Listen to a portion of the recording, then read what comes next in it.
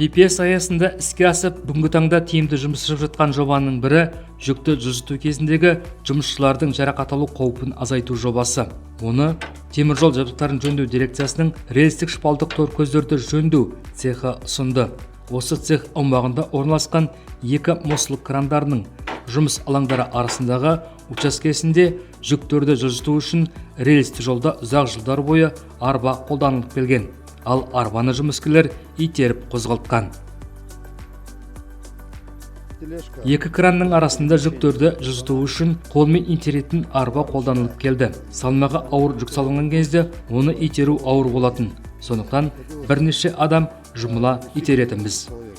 Еңбек даңқы белгісінің толық иегері Алмаз Мирзагитовтың осы цехта еңбек етіп келе жатқанына 28 жылдың жүзі болды.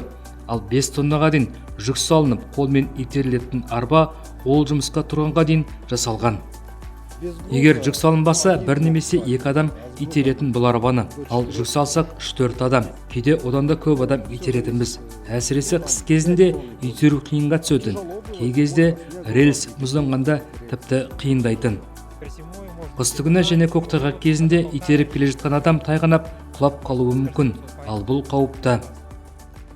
Сондықтан арбаны өздігінен жүретін арбаға айналдыру идеясы бұрыннан болғанымен, оны іске асыру жөніндегі жоба 2025 жылы іске асты.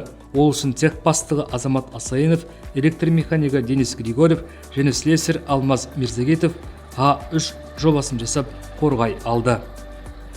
Электромеханикалық жүрісте болу керек деп шештік. Бұл жағдайда түймешікті басасың бұғылды, арба жүреді.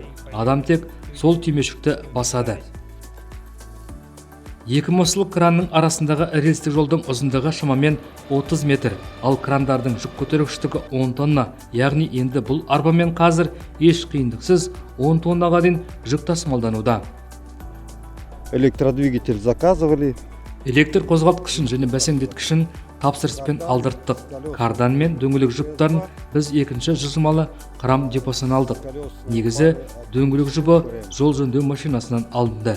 ЖД техника. Колеса мы взяли с путевой техники, раму из швеллера сделали, двутавра. Дөңгелектерін жол техникасынан алдық. Жақтауын швеллерден жасадық. Бәсеңдеткіш және қозғалтқыш қойып, электр сызбасын жасадық. Сосын 2025 жылдың басында жобамызды қорғап іске қостық. Міне бір жыл болды, жұмыс істеп келеді. И эксплуатируем с этого времени уже год. Жобаның арқасында адамдардың жарақаттану қаупі деңгейі де төмендеген. Ал тәуекелдерді бағалау балы 4-тен 2 балға дейін төмендетілді. Бұл қолайлы тәуекел деңгейіне сәйкес келді. Деректер учаскедегі тәуекелдерді бағалау бойынша тізілімге енгізілді.